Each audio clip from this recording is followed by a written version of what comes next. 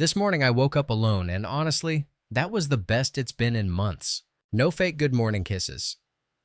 No pretending I didn't notice the perfume she never used around me. Just silence. Peaceful. Heavy silence. And you know what, I didn't hate it. But let me back up a bit. A year ago. My life looked picture perfect from the outside. Married 30 years. 2 daughters. Natalie, 27, tech project manager. All logic and LinkedIn quotes. Lacey, 25, tattooed, artsy. Had me wrapped around her finger since she was 6. My wife, Karen, worked her way up to VP at this hotshot startup in Austin. We'd made it. Or so I thought. Back then, I was managing a residential construction crew. Nothing glamorous, but I loved it. Built homes with my own hands. Paid off our mortgage. Helped Natalie through grad school. Gave Lacey her first down payment for a gallery space. I wasn't a flashy dad, but I showed up. I was there. I was the damn foundation. Anyway, Karen started changing. First, it was small. She got weird about her phone. Started dressing like she was headed to Coachella, not board meetings.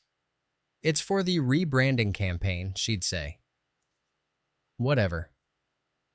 Then came the late-night Zoom calls. We're pitching West Coast investors, she said. And I believed her. Because why wouldn't I? Then came the girls' nights. Weekly dinners with Natalie and Lacey. That used to make me happy, my girls bonding.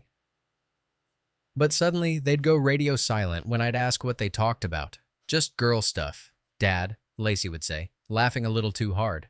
Nothing you need to worry about. Bullshit. One night, I came home early from a job site. Walked in. Karen was on the phone, panicked. Hung up like she'd seen a ghost. It was Natalie. She said, except when I mentioned that call to Natalie later. She paused. Oh, yeah, just catching up. Her voice went tight. My gut clenched. The next red flag, that silver bracelet. You know the one. The one she claimed was a celebration of her promotion. Expensive looking, sleek. I asked how much it cost, and she flipped. Since when do you care what I buy for myself? She snapped. Since always. Karen, we've budgeted everything for decades. Suddenly, you're secret shopping jewelry. But still, I gaslit myself. Maybe I was just being paranoid. Maybe she was just rediscovering herself now that the kids were out of the house. I didn't want to be that guy. The suspicious, insecure husband. I wanted to trust her. I really did. Then came that night. The one that burned the whole damn house down. I'd gotten off early. Client canceled last minute. So I thought, hey, surprise the wife. I grabbed takeout and headed home. As I pulled up, I got this random email, no subject, just one line. Karen's been sleeping with Brent, her boss, for over a year. Thought you deserved to know. There was a video attached. I sat in my truck, heart racing, palms sweaty, my fried chicken going cold. I stared at that email for what felt like an hour. Part of me didn't want to know. But curiosity, it's a bitch.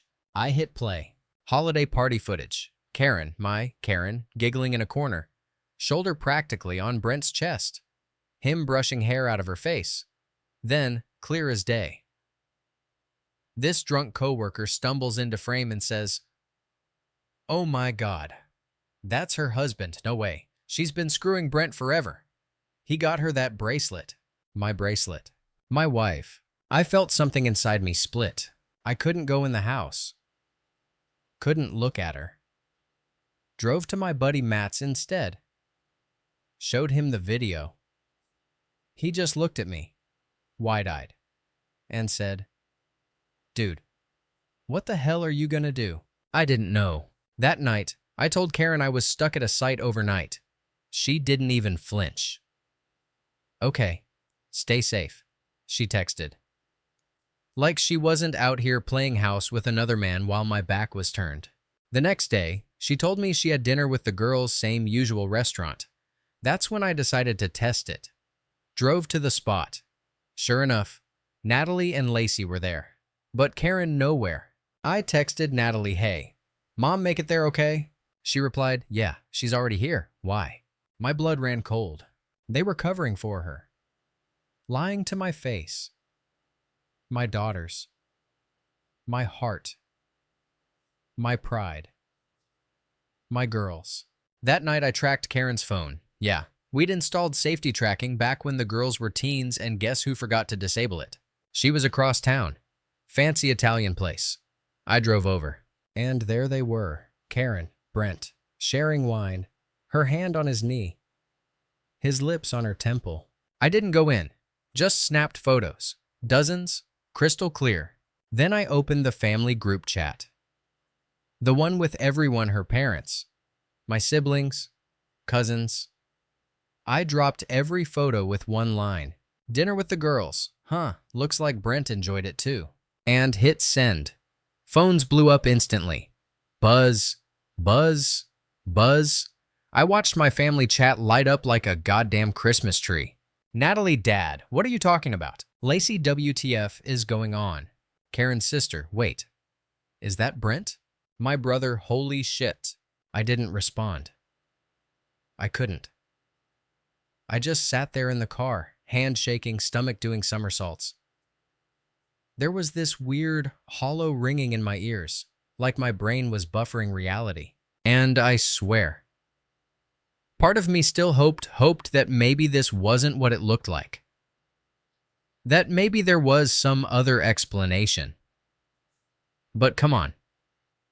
There's no just friends version of your wife resting her head on her boss's shoulder while your daughter lies about it.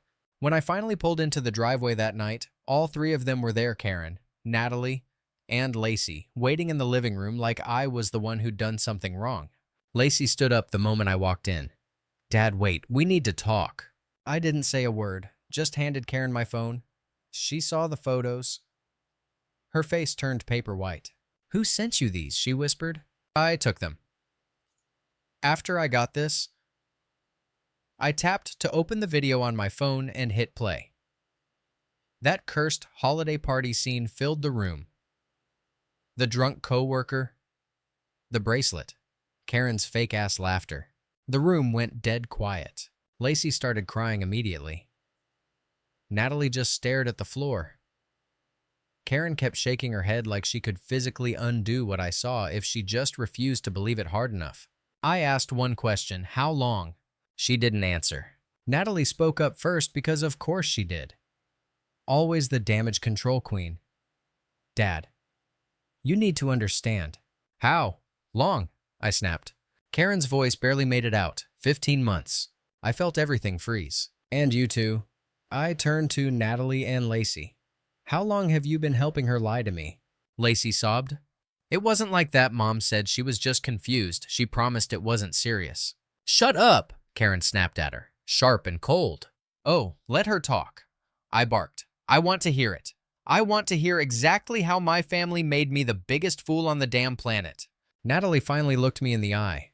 Calm. Like a fucking HR rep. "You were never around. Dad, you were always working. You barely talked to Mom anymore. She was lonely. She was hurting. You're blaming me." My voice cracked on the last word. "You're justifying your mom screwing her boss, and you lying about it for over a year, because I worked too hard trying to provide for this family." "She wasn't happy," Natalie said flatly. "And you didn't notice." I wanted to scream. Instead, I laughed. One of those dry, broken laughs that feels more like choking. You know what? That's not even the worst part. The affair, that's bad. Yeah. But what really wrecks me is this whole fucking performance you three put on. Sitting at the dinner table with me, smiling, talking about your week like nothing was happening, making me feel crazy when I asked questions. And all the while, you knew. You knew. Lacey stepped forward. "Didn't know what to do," she said. "If you found out, it would destroy everything." "It did," I said. "But you destroyed it, not me." Silence. I looked at them all. And I swear to God, I didn't recognize any of them. "I want you out. All of you." Karen blinked. You can't be serious. Get out. Dad, please, Lacey started, but I raised a hand. I don't care where you go. Just not here. You can stay with Brent for all I give a damn. Karen's lips curled. This is my house too. Not for long, I said. And your SHT stays in the garage until my lawyer tells me otherwise. Natalie rolled her eyes. So you're really going to ruin my wedding over this? That was it. The audacity. The fucking nerve. Your wedding, I snapped. You want me to walk you down the aisle like you didn't just help your mother destroy our entire family? Pay for your cake. Pose for happy family photos with the guy who blew up my life. Natalie looked at me like I was the problem. I still expect you to follow through on your commitments. I didn't respond. Just opened the door and pointed outside. They left. Eventually, Natalie yanked Lacey out by the wrist. Karen stormed upstairs and came down 20 minutes later with a bag and a face like stone. When the door finally closed, I stood there for a minute, breathing, just breathing. Then I walked over to the shelf, picked up our family photo from Natalie's college graduation, and slammed it face first into the floor. The sound of the glass shattering felt like exhaling. I didn't sleep that night. Just sat on the couch staring at the wall while my phone buzzed nonstop. Messages, calls, voicemails. Karen's tone flipped every hour, first apologetic, then angry, then manipulative. You're being childish. We need to talk like adults. I'm worried about you. Screw that. I wasn't the one lying. Natalie sent one text. You're making this harder than it needs to be. When you're ready to talk like a grown-up, let me know. Entitled as always. Lacey's messages were different, tearful, emotional. Dad, I'm so sorry. Please talk to me. I didn't know what to do. She said if I told you, you'd leave us. Please don't hate me. Those ones hurt the most. She used to bring me hand-drawn cards that said "Number 1, Dad," and tuck dandelions behind my ear. And now she was just another liar. Matt stopped by the next day. Brought burgers, beer. I barely touched either. He looked at me like I was a bomb that hadn't gone off yet. You need a lawyer, he finally said. Don't let them screw you. He was right. I called one that night. The lawyer, Hector, real no BS type, told me to stay in the house, document everything, and don't touch joint accounts. But he did say I should move half the funds into an account Karen couldn't access. I did. That week, I started writing everything down. Conversations, incidents, messages. Saved every voicemail, every text. Karen showed up 2 days later with Natalie in tow, demanded to grab her essentials. I stood at the door, phone recording in my hand. You can get your things when my lawyer says it's okay, I told her. They both lost it. Natalie shrieked about the wedding again.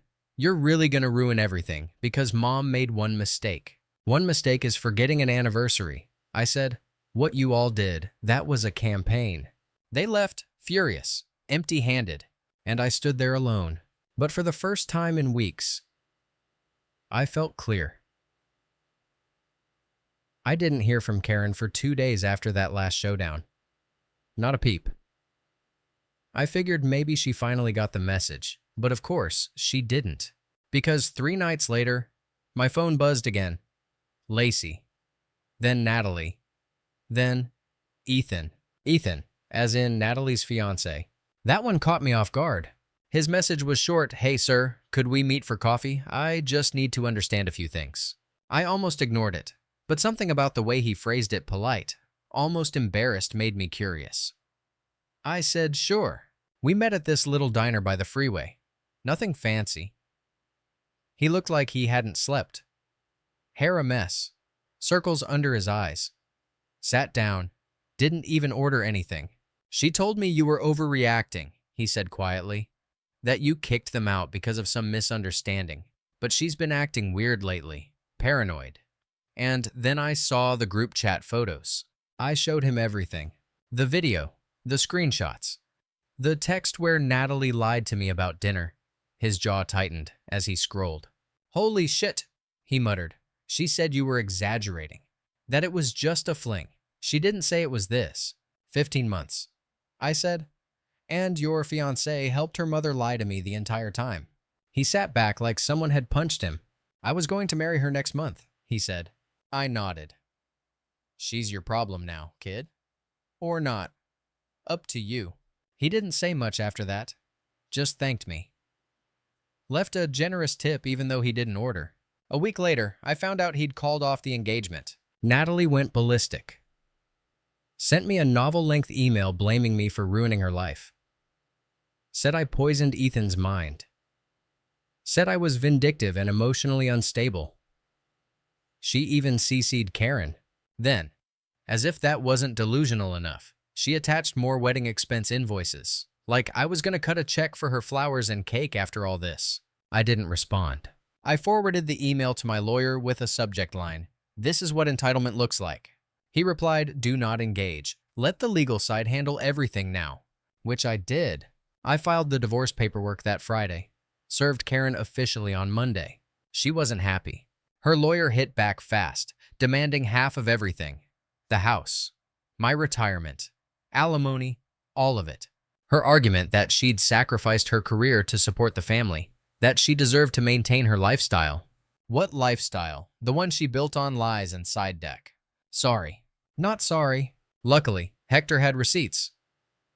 I'd kept meticulous records, emails, pay stubs, even photos of the bracelet which, yes, was purchased on Brent's corporate card. Idiots.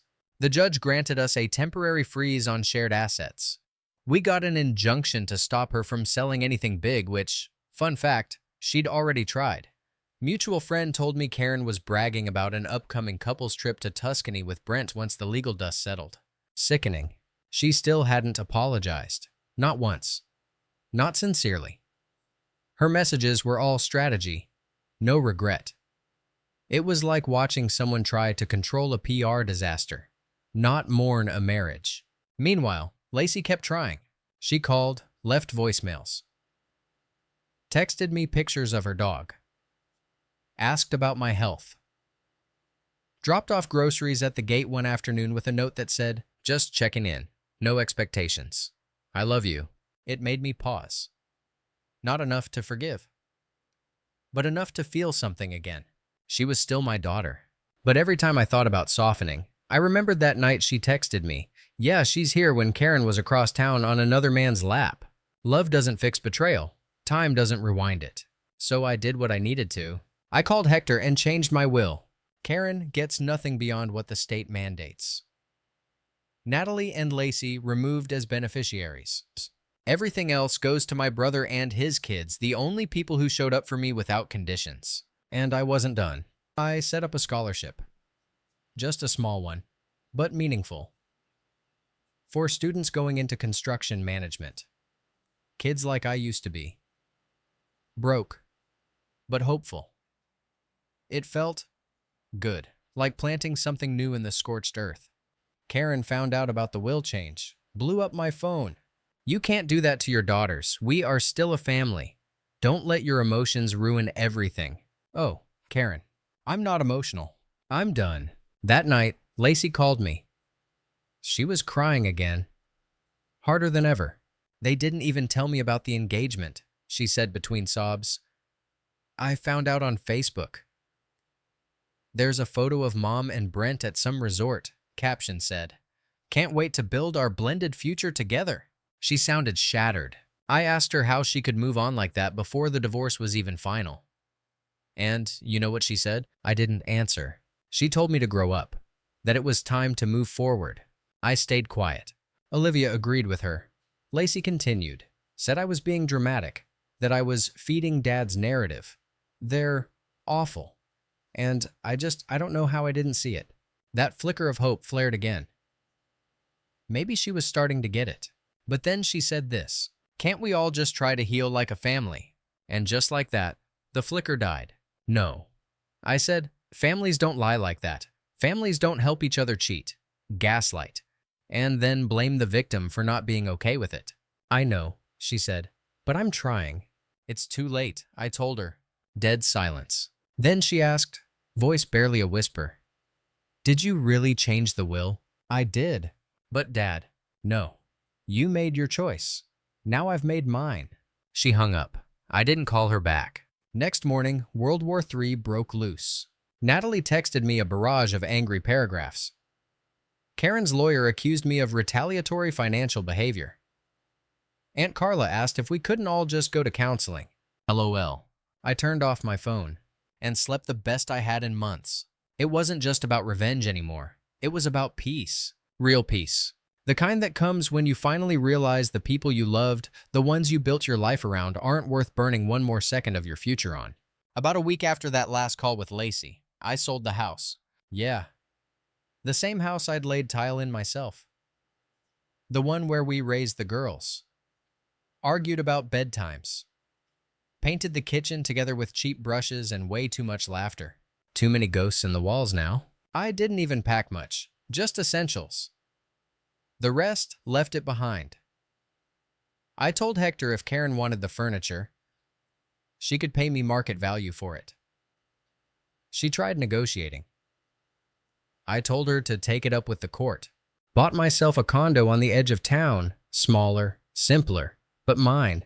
No fake smiles in the hallway. No pretending at dinner. Just clean, quiet space. The air in that place felt free. I replaced the photos on the walls with art I actually liked. Started cooking again. Not just microwaving whatever looked the least sad in the freezer. Real food. Nothing fancy, just honest, like me. Lacey texted me the night I moved in. Just a simple, "I hope the new place brings you peace." I didn't answer. I wasn't ready. 3 days later, I bumped into Ethan again. At the hardware store, of all places. He looked better, less like a kicked puppy. More like a guy who'd narrowly avoided disaster. He spotted me in the aisle, did that awkward half-wave, then walked over. "Hey," he said, "just wanted to say thanks. Again. For what I asked." For being honest, I would have walked into a lifetime of lies. I nodded. He hesitated a second, then said, "She called me last week. Natalie. Said she made a huge mistake. That she wants to fix things." And I asked. He laughed, bitter and short. Told her I don't date people who think gaslighting their own father is acceptable. Smart move. She cried. Said I didn't understand what it was like to grow up in that household. I tilted my head. What does that even mean? Apparently, Karen taught them to keep secrets early. Said vulnerability was weakness. That image mattered more than truth. Natalie called it survival skills. That tracked. Karen always did have a knack for turning lies into narratives. Anyway, he said, "Just figured you should know. You weren't crazy." I gave him a genuine nod this time. "Neither were you." After he left, I sat in my truck for a bit, thinking. I'd been so wrapped up in betrayal that I'd forgotten how good it feels to be believed. A few nights later, Matt and a couple other guys convinced me to join them for poker night. First time I'd laughed in months. Not that nervous. Fake laughter, either the real kind. The kind that sneaks up on you and makes your chest hurt in the good way. One of the guys brought his sister, Jess. Divorced. Quiet. Sharp sense of humor. She beat me at 3 hands back to back and didn't even gloat. Later, she leaned in and said, "So you're the infamous ex-contractor whose life blew up, huh?" "Guess so." I said, "You still standing?" I looked her dead in the eyes. Damn right I am. We didn't exchange numbers that night, but 2 days later, Matt gave her mine. She texted, "I owe you a rematch." And maybe dinner. We met up that weekend. No pressure, no expectations. Just 2 people sitting in a quiet booth, sharing stories they never thought they'd say out loud. Turns out her ex cheated on her too, with her sister. I mean, hell, at least Karen picked a stranger. Jess. Jess had to look her sibling in the eye at Thanksgiving. We bonded over betrayal. Over the weird guilt you carry for believing in people who turned out to be fucking monsters in disguise. She didn't pity me. She understood me. That felt rare. Meanwhile, back in Dramaland, Karen and Brent got married 2 weeks after our divorce finalized. Yeah, no joke. Didn't even try to hide it. Full-blown Instagram post, so blessed to begin this new chapter with my best friend, my soulmate. Gag. In the comments, Natalie, writing, "Can't wait to celebrate both our weddings together." Lacey didn't comment. That said a lot. I showed the post to Hector. "Can we use this?" He nodded. "Won't help the property side, but it'll kill her alimony claim." Hard to argue financial hardship when you're posting champagne toasts from Maui. Score. The funny part, Karen thought she could just ride off into the sunset with Brent. Skip all the consequences. But life doesn't work like that. A mutual friend, same one who tipped me off in the beginning, sent me another message. Apparently. Brent's board wasn't thrilled about the affair going public. Not just because it was unethical. Because it looked messy. Investors started asking questions. Karen's job quietly dissolved. Her new title consultant. In other words, they paid her to go away without making noise. Meanwhile, Natalie kept sending invoices, dress alterations, venue changes, cake deposits. I didn't reply. One day, I did something better. I called the venue and confirmed I was not attending, asked if my name was still listed as the primary payer. It was. I had them remove me. Entirely. When Natalie found out, I got this nuclear text, "I can't believe you'd abandon your own daughter on the biggest day of her life. You are a monster." I didn't answer. Didn't even block her. Just archived the thread. Because at that point, there was nothing left to say. I'd wasted so much time trying to be a father, a husband, a provider for people who never actually saw me. They saw what I gave them, not who I was. Jess told me something that stuck. You don't owe anyone access to you just because you share DNA. Facts. So I kept building, quietly. A new rhythm. Gym. Work. Late night drives with the windows down. Lacey's text slowed down. She stopped begging. Started sending updates instead. Got a new job. Moved into my own place. Cut off Mom and Natalie for a while. Needed space. Sometimes I replied. Sometimes I didn't. One day, she wrote, "I don't expect forgiveness, but I'm trying to become someone you'd be proud of again." That one hit hard. I didn't know how to respond, so I didn't. Not yet. Jess and I kept seeing each other. No labels, no pressure. Just mutual healing with side dishes of sarcasm and black coffee. She'd joke, "So when are you writing the memoir?" And I'd say, "Already working on the plot twist." Because honestly, there was peace in being done. Not angry, just done. And maybe that's the best revenge of all living well. Without looking back. About a month after Natalie's meltdown over the wedding bills, the invites went out. Not to me, obviously. I only found out because a mutual friend, actually one of the groomsmen from Ethan's original lineup, forwarded it to me with a caption, "You really dodged a bullet, man." Natalie was marrying someone new. Some doctor she met on a dating app right after Ethan bounced. Speed ran that relationship like it was a challenge. The guy's name was Mark or Matt or some generic white-collar name. Didn't matter. I wasn't invited. No surprise. What did surprise me, Brent walked her down the aisle. Yeah, that Brent. My ex-wife's new husband. The guy who blew up my family, now playing Daddy Deluxe for the daughter who helped him cover the blast. Apparently he paid for the wedding too. Cake, flowers, venue, honeymoon, and Natalie. She posted a photo on Instagram with him that said, "So lucky to have two dads supporting me on my big day." Two dads. I stared at that caption for 5 minutes. Jaw clenched so tight I could feel my molars grinding. Not because I wanted to be part of that day. Hell no. That bridge had burned, crumbled, and the river below was toxic. But the sheer gall of pretending I just never existed. I gave this girl everything. Protected her from nightmares. Paid for her braces.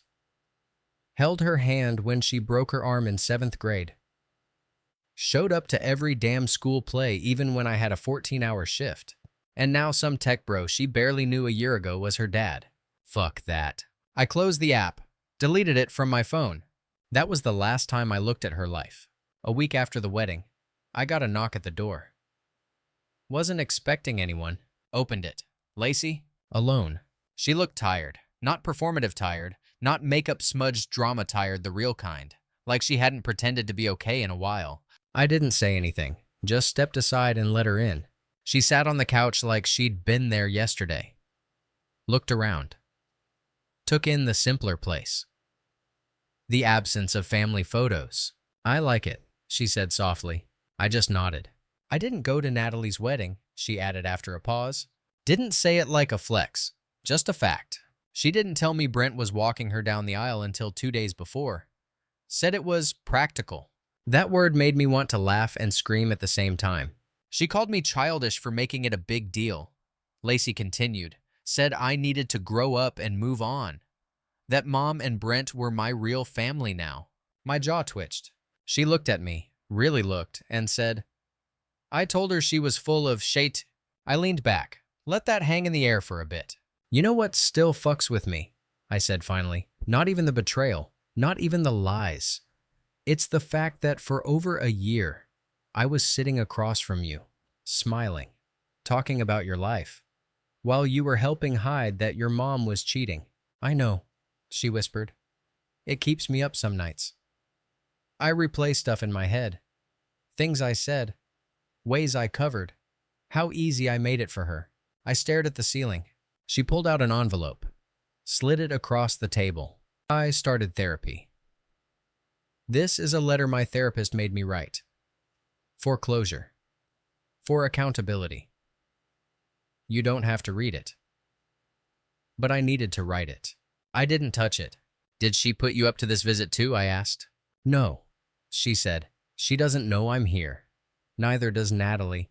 That surprised me. She called me dramatic again last week, Lacey said. Said I was ruining the family's reputation by siding with you? Siding with me, I scoffed. There is no family left. She nodded slowly. I know. We sat there in silence for a long time. I didn't forgive her. Not on the spot. That's not how trust works. But I didn't ask her to leave, either. Eventually, she stood up. Said she'd be around if I ever wanted to talk. Before she walked out, I finally reached for the envelope. Didn't read it right away. Took a couple days. When I did, it was raw. Not polished, not perfect, just honest. She wrote about the first time Karen brought Brent's name up casually. About the times Karen texted her late at night freaking out over where I was. Asking her to lie just this once. How that once became a dozen. Then 100. She wrote about the guilt, the shame. The moment she realized she didn't recognize her own mother anymore. And the worst part, she wrote that she started lying to herself too about me. Telling herself I was too checked out, too distant, too cold, just to justify what they were doing. That one hit hard. I folded the letter and put it in a drawer. Not for throwing away, not for framing, just for keeping. Later that week, Jess and I went hiking. She brought a thermos of that coffee she always swore was black as her last relationship. Halfway up the trail, she said, "You've been quieter lately." Thinking, I said, "About your daughter." "Yeah, she's trying," Jess said. "Doesn't mean you owe her anything, but trying matters." I nodded. We stopped at the overlook. Sun was setting. Whole valley bathed in gold. Jess bumped my shoulder. "You know you don't have to be alone in this next chapter, right?" I looked at her. Saw the worry in her eyes. But also the patience. I smiled. "I know, and I meant it. There's no neat bow on this story. No big redemption arc. Karen's still with Brent. Natalie's still pretending Instagram captions are reality. I haven't spoken to either of them in months yet, but I'm okay with that. Peace doesn't always look like resolution. Sometimes it's just the absence of chaos. Sometimes it's a quiet hike, a coffee with someone who gets it, a letter in a drawer, and maybe that's enough.